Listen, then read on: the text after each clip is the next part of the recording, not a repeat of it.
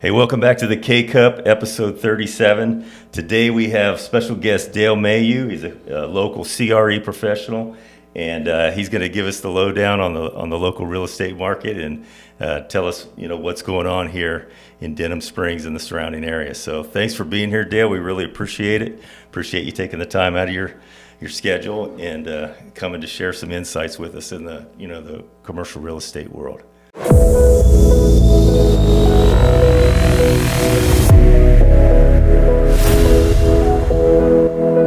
Thanks for having me. You bet. So I guess we're just going to jump right in here. Why don't you give us a little bit about yourself? Tell us a little bit about your story. How you came into the commercial real estate world and all that, and just tell us about it. So it might be a long story, but we'll try to shorten it somewhat. That's all right. I've always been entrepreneurial type, wanting to be my own boss and do my own thing.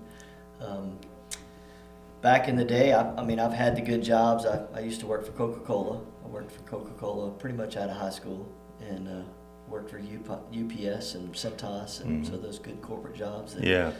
But never was happy. Just not, I didn't want somebody to tell me when to come in, when to go home, and that kind of stuff. So, and during high school and my coming up years, I would always, cut grass or wash cars or do whatever to make a buck, and so I always wanted to be my own boss. Well, I founded Acadian Signs, started my sign company, and went full time in '98, and did that, was moderately successful, I guess you could say, for 15 plus years, and sold a sign company and started another company in Tangipahoa Parish called Tangi Trade. It's an organized barter economy, and I broker for a couple hundred companies in Tangipahoa Parish.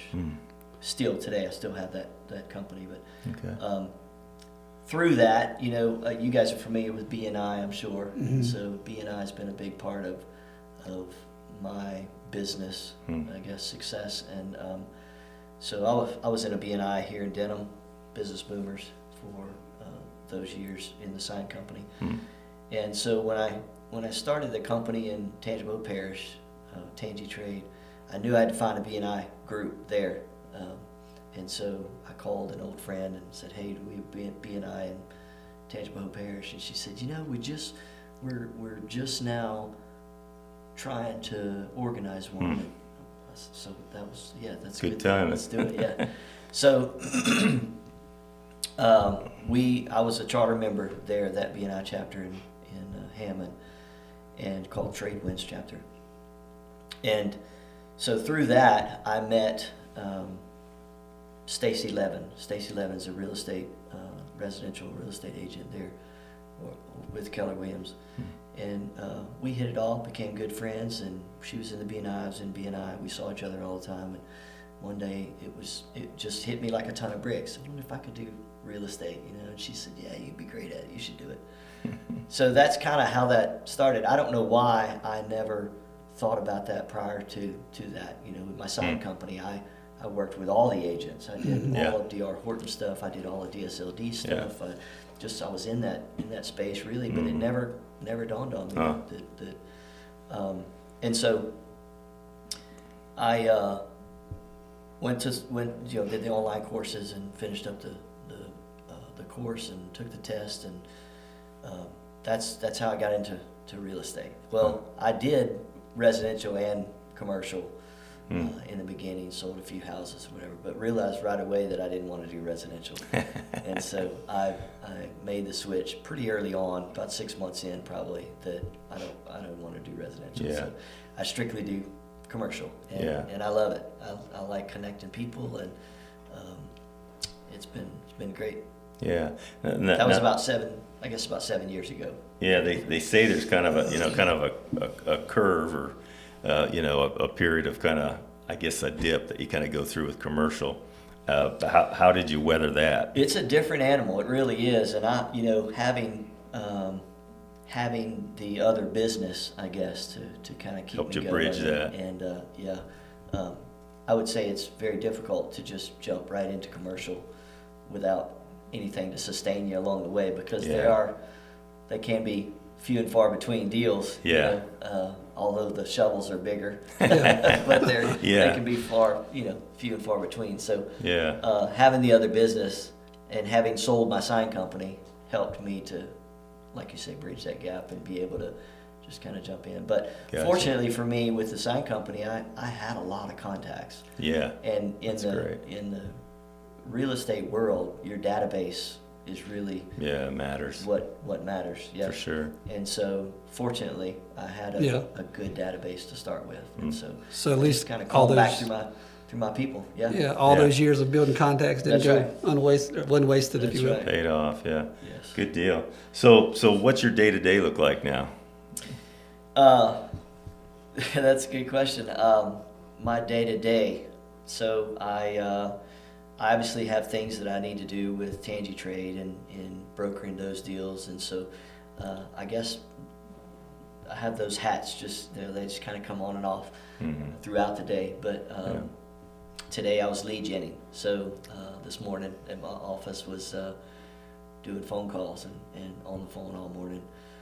Back and forth, but we have, I have several deals that are ongoing now that we're working, and I do things a little bit different. I don't want to get ahead of your. No, you're fine. your Yes. but I No, do we wanna things a find little out bit about it. different, non-typical, if you want to call it that, when it comes to doing real estate. I do more off-market deals Huh. than I do on-market. if you It's will. kind of like the residential equivalent of a pocket listing type thing. That's or- right. Huh. That's right. Wow. And I'll have a client come to me and say, I need XYZ such and such square footage in this area, or hey, I ran by address whatever. Can you check on that? I love doing those deals. I love Yeah. connecting people and just bulldogging those and finding the owners and bringing the buyer and the seller together, making the deal happen. Yeah, that sounds like that'd be a lot more It is. kind of intriguing instead of just doing the old I love cookie it. cutter type of lead gen and Yeah. then calling these leads that probably 10 other agents have been calling. And Well, there's something to be said about if it's on the platforms already. There's a lot of people's been looking at it. Oh, yeah. Right, a lot of Yeah. eyes It's on been it. scrubbed by a bunch of different people. Yeah, for You sure. still can make some things happen, and we do. yeah, But yeah, probably not quite as enjoyable though. This is a deal like that. yeah. Yeah, that's pretty awesome. So I was going to ask the question, like, what does your lead genning look like? If there's some trade secrets you don't want to share, that's fine too. But it sounds like basically you're getting, leads from some of your contacts that you work with from time to time, and then you're going to basically drum up these properties, just researching owners, doing that kind of thing. Yeah, some of that. There's some of that.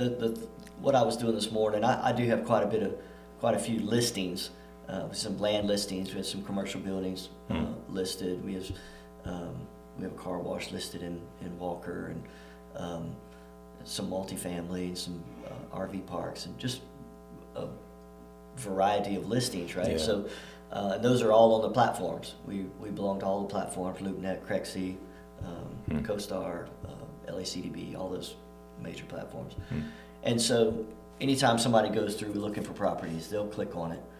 When they click on it, I get a notification that they clicked on it. And so so my admin will put together a list of all the people that's clicked on those. And so we just go through and we literally call each one of them and say, hey, I see you inquired about a listing that we have. Yeah. How can we answer some questions or get Sure. your level of interest on this property? Yeah. And a lot of times it's just, going through the motions, and they don't answer, you leave a message, and then we follow up, lead follow up. And Right. the next Yeah. week we call them back. But a lot of times we'll get an answer, and it may not be that property, but it's an investor that's looking. Yeah. And he's looking for multiple properties, or, all Yeah. across the board. And Yeah. so we wound up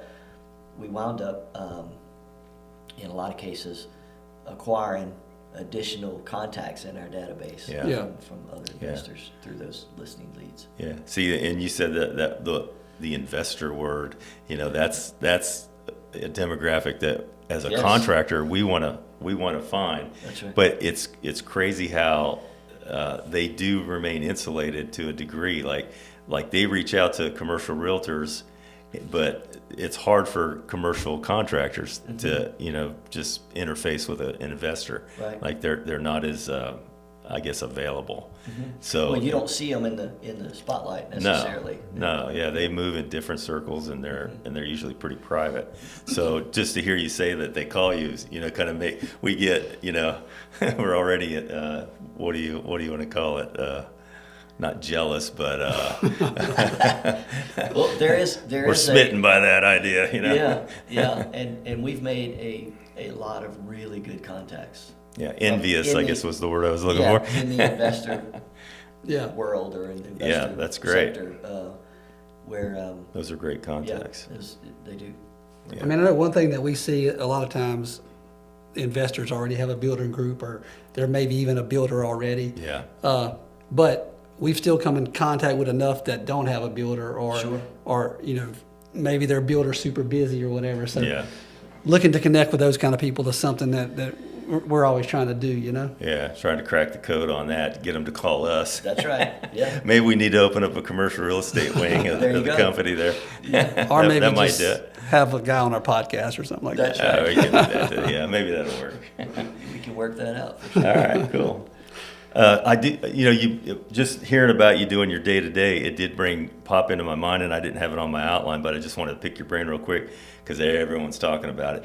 How about AI? Has AI touched your business at all yet, or real estate, particularly in the commercial sector, or is it going to? Like, are you anticipating it becoming more of a thing for y'all? Yeah, that's a good question. We probably don't have time for all of that because there's a lot to be said about that. Yeah. I do use AI, and I'm finding myself probably using it more and more as time goes on. It's just. I think everybody is. It's here, and it's going to be Oh, here, yeah. and you might as well Yeah. learn it or get left behind. Exactly, And yeah. So I will use it to help me in some of my descriptions in listing properties. Oh, okay. I'll use it to. I've used it for some research in Yeah. traffic counts or data that I need in a certain area. Mhm. I've used it to find property. investors. Yeah, you laugh, but that's exactly right. Okay. Absolutely. All right. I've used it to find out what people's portfolio looks like. That's public knowledge. It's out there. Sure, yeah. Are they an accredited investor? Yeah, I've used it to find property owners. I have a lot of investors that look for specific properties. I want mobile home parks. I want RV parks. I want Sure. storage facilities. Yeah. And so I've used it in a lot of different ways, and Yeah. it's been helpful. I think it's kind of scary because of how much it does know. That's on one hand. On the other hand, I would love to have a bot follow me around. Sure. Right? And Yeah, personal help me to assistant bot. remember stuff that I don't remember. Right? Yeah. Like I don't know how many times I have been talking about a particular property, and then later on I'll think, well, so and so could maybe use that property, or so and so might be interested in that property, Yeah. and so you miss some things that you Yeah. don't remember. Where Absolutely. AI could help you in that regard. Absolutely. So, yeah, it's here. Good deal. It's good to hear that you're taking it in and you're utilizing it, because, like you said, you're either going to use it or get left behind. So that's pretty cool. All right. Well, let's move on a little bit. So, kind of give us the lowdown. What's the current state of your estimation of the real estate market? You can do Denham Springs, Greater Baton Rouge area, however you want to disperse it there. That's probably a loaded question. I guess if you asked 6, 7, 8 different people, you're going to get 6, 7, 8 different answers. Yeah. But just from what I can gather, I think Baton Rouge metropolitan area, and I say that is Lafayette to Hammond to New Orleans, whatever this whole area. Yeah. I think we've come out of 25 into 26 really strong in Good to most hear. all of the sectors. Industrial's probably my favorite. I do quite a bit of industrial, and it's super strong. Continues to be. The vacancy rates or the vacancies or the availabilities is kind of low due to some demand of specialized industrial and whatnot. But the office, I don't do a whole lot of office, but I think office is, well, it had a really good year in 25, better than probably in the last 10 years. Yeah. So, and then retail continues to do well. I think the lease rates have increased year over year somewhat. Yeah. And then, multifamily. I do a lot of multifamily. I've got some stuff working in Texas that I'm doing, and multifamily continues to climb as well. Yeah. So I think overall, well, I know that, as far as East Baton Rouge market had a really good year in 25, but even in 26, it's coming out the gate strong. Yeah. And on a personal note, I had a pretty good year in 25. I had a better year in 24. We did, close to $40 million, I guess. I did. Yeah, nice. In 24. 25 was not quite as, right at 20 million, I think. But I've already done in 26 this year more than I've done last year. Nice. And so in the first quarter, that says a lot. Yeah, that's a good start. Oh, yeah. I'm super excited about this year. I think Yeah. Really good start. That's a great good year. deal. You can catch your breath and kind of Yeah. slow things down. Well, When you get in that there's leverage. no time to slow down. Yeah. I just mean time Breathe slows a little down when easier. you're in that driving position, Yeah, you know? yeah. Yeah, you're not as anxious, That's I guess. right. That's It's a little more control. So I'm curious, Yeah. what do you classify as industrial? Warehouse, distribution, cold storage. There's a lot of these, warehouse with a little bit of office, similar to what you have here. Okay. Would be, I Yeah. would say. That's what I assumed. I Yeah. just wanted to make sure I Yeah. was thinking. Yeah, I'm glad you Clearly. clarified that because it's not, I think of something behind a fence out in Geismar when you Yeah. say industrial, but it could be something No, I don't totally think different. I think it could be anywhere from 3,500 square feet office warehouse to, I have a 70,000 square foot in Hammond listed. It's under contract, but and then last year we did a 200,000 square foot. So I think it could run all of that, all of the above. Yeah. Yeah. Nice. Yeah, some of the commercial guys I've talked to this year so far, they were kind of indicating that the office stuff was hot. Like people were coming back into office space, pretty readily. They said that on the retail side, some of the retail stuff, they were seeing movement, but like smaller units. Like people are combining their business with, a little brick and mortar and online, so they weren't, like having these bigger back offices to store, whatever you call it, inventory, things like that. So that's why I said earlier it's a loaded question because Oh, yeah. I don't know, and maybe I'm wrong for this, but I don't necessarily pay attention to all of the market analysts and Yeah. all those guys. I just don't. And it's not that I have anything against them. I think Yeah. that they're needful and whatnot. But at the end of the day, I have clients that have needs. Yes. And my job is to go out and find those needs. Exactly, yeah. They're going to need some industrial. They're going to need an office. They need medical. Whatever it is, Yeah. I'm just going to go do it. And if I find what they need, they're going to buy it. Yeah. Or they're going to lease it. Yeah. And it doesn't matter what the market is. Right. Exactly. It really doesn't. Yeah. It just they have a need. Let's go fill that need. Yeah. And it doesn't matter what the market says. Yeah. This is what they have. Right. I That's guess. what I was going to say. You almost have your little niche. Like you already kind of, what you're doing and your clients. So it's like, Yeah. okay, I know what the market says, Yeah. but that's not so important here. Yeah. I Yeah. mean, You're going to do If- what you got to do. if the market was No in the matter what the tank market's doing. in Baton Rouge, Yeah. and some company from Nebraska needed warehouse, 100,000 square feet in the I-12, I-55 corridor, they're gonna buy it. Oh, yeah. They need it. They That's need right. it here. It doesn't matter what the market's doing here. It's a That's need. right. So That's what I'm turns the not market. downplaying the market No, I totally get what you're analysts saying. and those. Yeah. What's the market doing here right now? What Yeah. do we need to? I'm no problem with that. I'm just saying Yeah. at the end of the day, it's Not going to doesn't affect really what matter. you're doing. It's what Yeah. the clients need. I agree 100%. I mean, you got to do what you're going to do, run your own game for sure. So, all right. So, you pretty much covered what your view of the market is and where you're seeing the most activity, and that's great.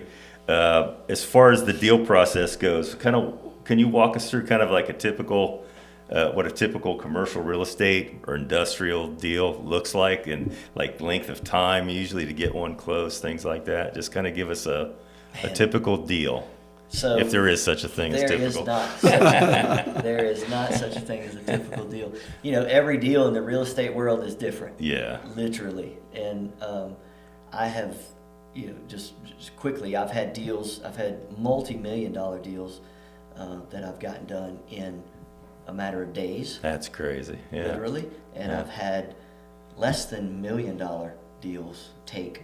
I'm in one right now, a little industrial over in Covington, that is, it's been since, I think it was September or November when Wow. we put it under contract. Wow. And we're still probably a month out before we close. And it's Wow. a little bitty deal, Uh-huh. but it's an SBA loan.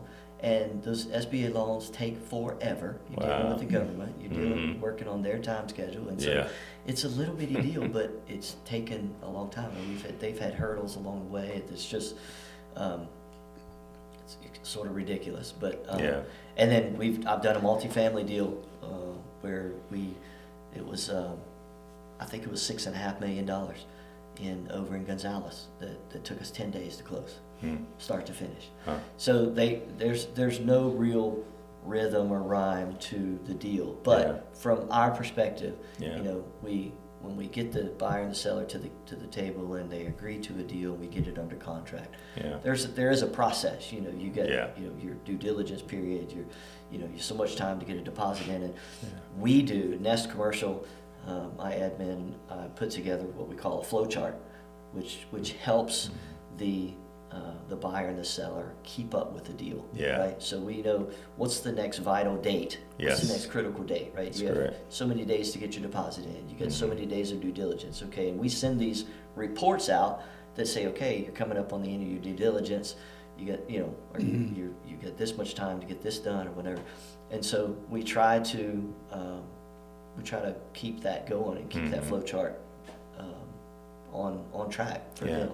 Is there a way that's automated where they get like text messages, reminders, or They're anything not like text that? messages, but we'll send an email out every month, and or even before that, should the days be tighter or whatever. Yeah. But we make sure that they have time and they see their timeline, what has to happen. So on the multifamily stuff, do you have any insight into where the demand is in multifamily? Like, is it like new investors getting in with like 2 and 4 door units, or are you seeing the big stuff still, like some of these, builders around here, DSLD and Alvarez and different ones have been building a lot of like multi-unit developments? Yeah. So there again, it's kind of all the above. I'm working with a group out of Texas that in the 1 to 200 units. And then I just spoke with a buyer investment group, also out of Texas, that doesn't want to look at anything under 240 units. Wow. And then I talked to a guy yesterday that only wants a fourplex, nothing more than a fourplex. So there again, it kind of goes all over the board, I Yeah. guess. But I try to whatever that client is looking for is Sure. what I'm going to try to bulldog for them. Yeah, that's the one to Yeah. that's the one to hunt. Yeah. So New and old. The clients will tell me, hey, we want A and B properties. We want nothing more than 5 years old. Nothing less than 10%, or Yeah. nothing more than 10% vacancy, or 8% vacancy, whatever. Yeah. And then I have people that say, yeah, we want the bad ones. We want the ones that's in trouble. We want the ones that's 60% vacant and Yeah. has some value add. Gotcha.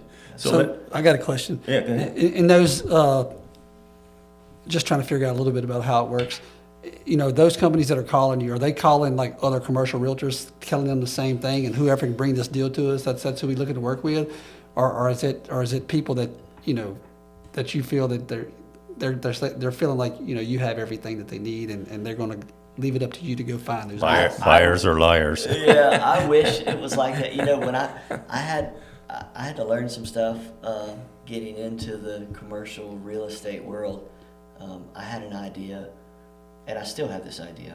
I wish this could work, but unfortunately I don't think it will. But I would love the opportunity to just have, let's just call it, I don't know, 25 or 50 clients that I'm loyal to, they're loyal to, they're going to buy multiple deals a year. Yeah. I'm going to be right there with them. Unfortunately, that's just not the way the world works. Right? Yeah. I mean, I think I can agree even on our side. I mean, because we feel like the same thing, but obviously it don't work like that. If they only knew how loyal I would be to them and how diligent I would work for them, I think I get it, but that's just not the way it works. Right. And that's fine. I'm not, I always do my best to respect, and I don't want to step on anybody's toes. But in terms of, if you've got a real estate agent that you're working with, you're comfortable with, that's fine. But at the end of the day, they'll all tell you, well, yeah, I've got a guy that I work with, but if you bring me a deal, hey, it's your deal, So nobody's really loyal necessarily to one particular person. Right. And I don't know where that was going. You had a question specifically about that, but I think it's that. Well, he was asking you, like, if these people that are reaching out to you, do you feel like they're going to be with you, and they think that you got what they need, and they're not looking at a bunch of other realtors? Yeah, I was kind of asking if they're like an exclusive partner, that you've already done some. You deals pretty much with. shot that in the foot. I wish there was, but there's not. Yeah. If I bring a deal to the table, obviously I'm protected, right? Yeah. But and there's been some sketchy deals that I've been involved in that. Some wholesale deals Kinda that change right at the closing table? Yeah, got the short end of the stick, you might say. Oh, wow. Yeah. Nothing real drastic, thank the Lord, yet. Yeah. But I've been messed up on a deal or two. Yeah. And I'm sure all the agents have been. That's just right. It is what it is. But you live and learn. Right. Yeah, right. you bet. Once bit, twice shy. Yeah. So a little bit of insight from you on the multi-unit stuff again. When you're getting these calls from investors looking for stuff, would you say the majority of them are looking for stuff that's already built? It may need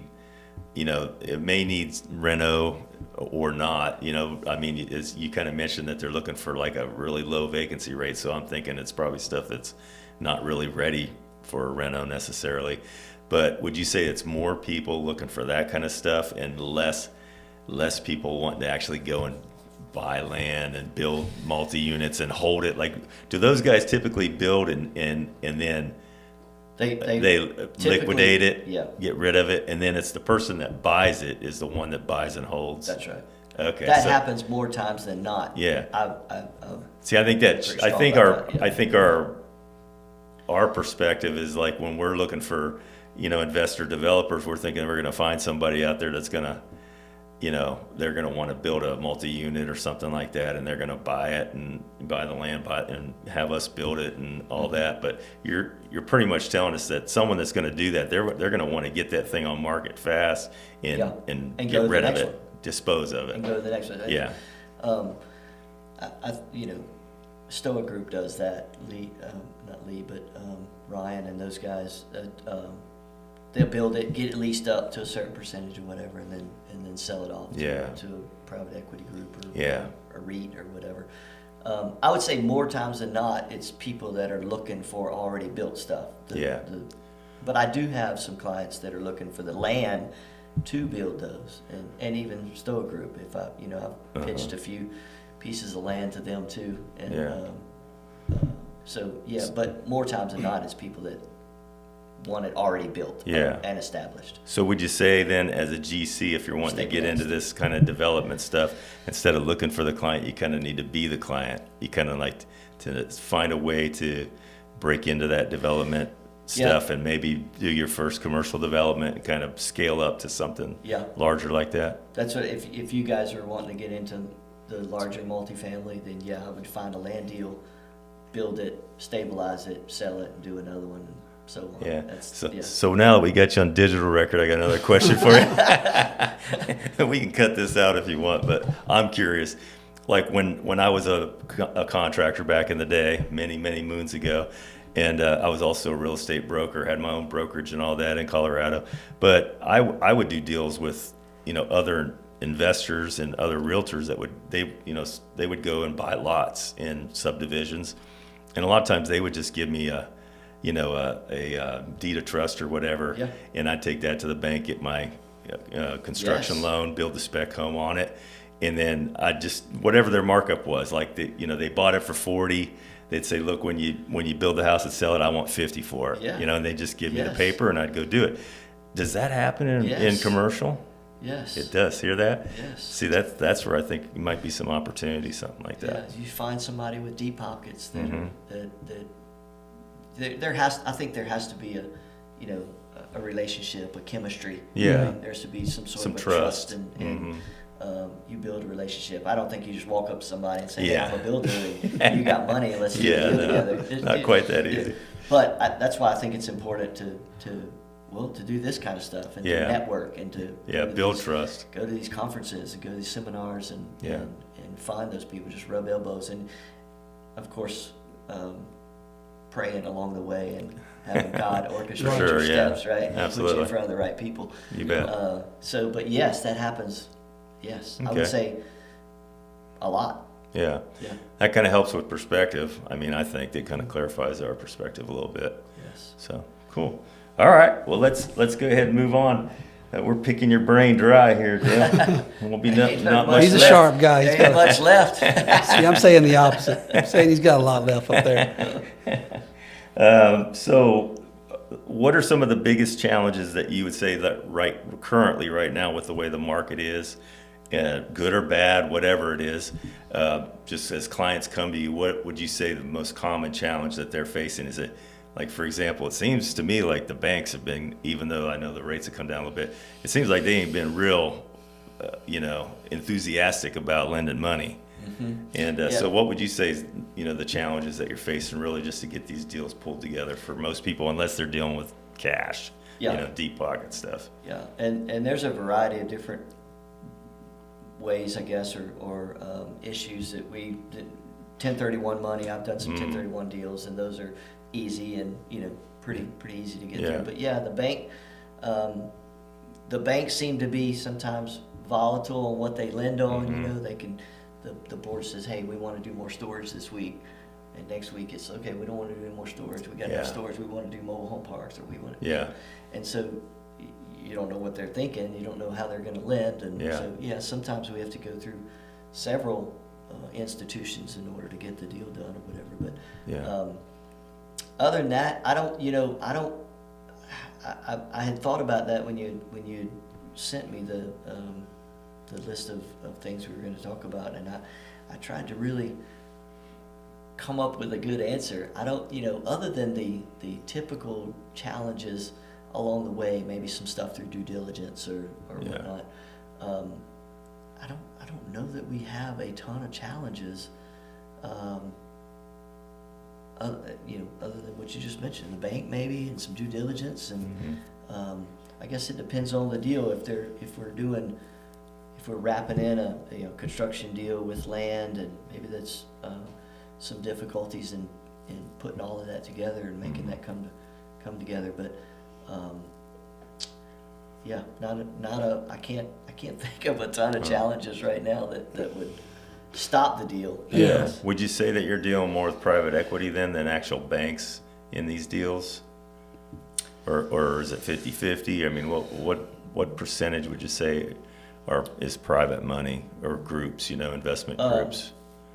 Which I guess is still technically private money. Now that you're saying it that way, I guess, just looking back on the deals that we've done, most of the deals that we've done recently have been private money. Yeah, it seems like there's a lot of that there's out not there. a lot of challenges with Yeah. it. I mean, Yeah. it is what it Yeah. is. You find the property. They can make and it do happen. right? And other than the one I mentioned earlier, the SBA loan, that's been a challenge in Yeah. getting that done. So, but Yeah. there again, that's the bank. That's banking challenges. So Yeah. I guess banking challenges is where it's at, right? Now, do you actually do you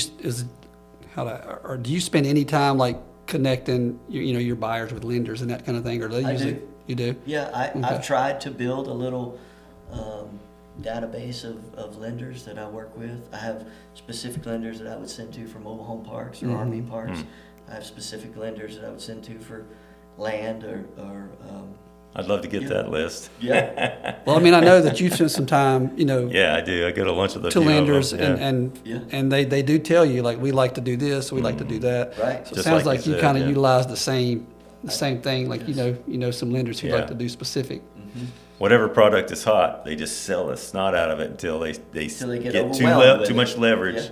And so they cut that off and they open up another tab and say, okay, Yeah. we need some leverage over here. So yeah, it's a game. I mean, it's It business, is. but And it's a game. I don't claim to know all the ins and outs of it. I'm learning Yeah. along the way. But, Yeah, you bet. We say that here too. Yeah, I we never never worked- stop learning. I never worked for a general contractor or anything, so we're just we're figuring it out every Right. day. Yeah. That's right. On the fly. But okay, well, cool. So like you said, you probably not a lot of bank issues then if you're dealing with a lot of private investors. So that's good. All right. So here's the loaded question here. Uh-oh. So what would you say contractors could do better, like in deals that you're involved in and you're dealing with a contractor in the deal? What would you say that they could do better to be a better partner, a better collaborator, to either make a deal happen or even maybe create opportunity for more deals because of behaving in a certain way? I don't know if I have a magic answer for you, but Yeah. exposure and just getting out there and being in front of people and building those relationships, Yeah. I think, so that when the need does arise, they think of you. Exactly. Right? You can't help what prices are for materials. They're Mm-hmm. going up, and everybody hates that. Nobody Yeah. likes to pay that much money to have a building built, Yeah. And nobody, but if you've had the exposure and you've built those relationships, they know that you're doing the best you can for them and that you're going to give them the best price and put the best As product good as they in. could get out It's- there it's on just- the open market. Yeah. So I think exposure and trying to get ahead, right? So Yeah. going to these seminars or conferences where you meet those guys that are you need to be in their mind before they need you. Exactly. Right. Right? Yeah. That's And right. If you're Yeah. in their mind before they need you, then they're going to think about you when they do. Yeah. And it's touching them once a Yeah. a month or whatever. Who's your ideal client? Who do you want to work for? Then just Yeah. touch them every month. Yeah. Right. Yeah. Yeah. So Dale, I know We you're make a pretty pretty good familiar effort. with construction costs and stuff. You've been around construction a lot, but I mean, is it beneficial for you at all to have a contractor, like us or whoever? I say us because you're here with us today. That that could throw together some good budgets. 100%. If you have a client that's looking for a new build or even a renovation. I mean, that's something that we try to do. Yes. Yeah. I know you and I recently had an opportunity to Yes. do a little bit of that. That's right. Lucky for you, you closed the deal without me, but that was still a big win for you. Yeah. No, just serious. Is that something that you find Absolutely. beneficial? Absolutely. Because that's something that we're kind of trying to put out there that we're willing to help some commercial realtors with. But So Yeah. just curious to get your feedback on that. yeah, incidentally, that particular deal, I had two buyers looking at that building at the same time. They both needed it. They both wanted it. And one of them won out over the other one. The other one is now looking at land to build themselves, right? Wow. So yes, having someone like you that takes me to lunch once a month or something like that, that's Done. Steak lunch. on my mind. Yes. Of course, when the client Right. comes and hey, I'm looking to build, find me some land. Yeah. Well, I've got a contractor. Yeah. And this is so steak week. 100%. Yes. Yeah, Nice. cool. That's good. I mean, I'm glad to hear that because it's something that, I mean, we felt like that's beneficial. We feel like that we can contribute in that way. Yeah. So just curious to what Yeah. your thoughts were on Yeah. that. Just making sure we're not, That's huge. striking at the wind. Yeah. No, I get it. Well, you're going to get a chance. Yeah. At Yeah. the end of the day, that's they usually get 3, and Right. I can't crunch the numbers for you, but Yeah. for sure. Well, a shot at the table. even in these type opportunities, I mean, we do a lot of public bids. So, I mean, we're used to bidding against 15. Yeah. Yeah. So, I mean, automatically 3 bidders feels like a win. It but, does, yeah. But usually in these type of situations too, you actually have an opportunity to to sell your value. I mean, you can kind of show right. them, Exactly. if you are a little more expensive or whatever, you can explain to them why, and it can make sense, Yes. So Yeah. those opportunities are always nice. Cheaper is not always better. Right. Yeah, that's for sure. You put a better product in, you're going to be better quality. Yeah. Yeah. Yeah. I mean, and you're pretty good about that. Like, he knows what his numbers are, what we have to have, and how these guys take jobs, at under cost, we'll never know. But, we just refuse to do that for the most part. You may very well find out in six months where Well, I they mean, are, right? You alluded to it Yeah. earlier. Exactly. You don't really care what the market says. Like, Yeah. You do what you do what you need to do. Exactly. Honestly, I mean, we find ourselves in that situation a lot because the market says these jobs. Yeah. I don't know if the market says it, but they go for Yeah. way below what they feel like they should. Yes. So we end up kind of finding ourselves in the same. Or way in the less same than boat. what they should. And Yeah. we're Yeah, just that's not what I going to go mean. down and. Well, that's what I mean. Yeah. You're going to see those guys 6 months Yeah. crawling back or doing some add-ons or doing some change Oh, orders. yeah. So they're struggling to try to Yeah. figure out where they're going to make their money. Yeah. Yeah. It's a Change hard- orders, they you know how that is in your business. Change orders can be a nightmare. Right. But more times than not, that's what they depend on. We'll undercut it right here. We'll get some change orders on the back end. Yeah. Yeah. That's terrible. It's crazy that someone's that happens. brazen. I mean, you Yeah. you got to be bold to do that. I Yeah. would never risk that. Yeah. Hang my hat on change orders to Yeah. make a living. Yeah. It's a scary Anyways. place to be. Yeah, it is. All right, cool. Well, man, I'm out of questions. The Wow. interrogation is over. Well, It's been great talking to you, man. You're Thank a you. wealth of information. We obviously need to do this again. I appreciate it. We'll be looking for that list of commercial bankers, in our inbox and stuff. Yes. And any other nuggets, I'm happy to Gold help you y'all want. however I can.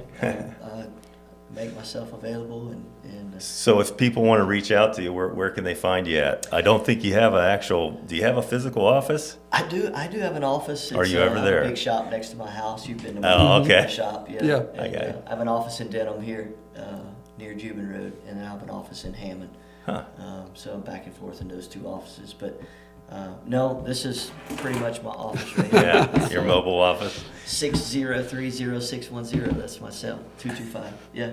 But His yeah. office address is 2500 Denali. That's right. 2,500 Denali. That's right. So you're from Alaska. Yeah.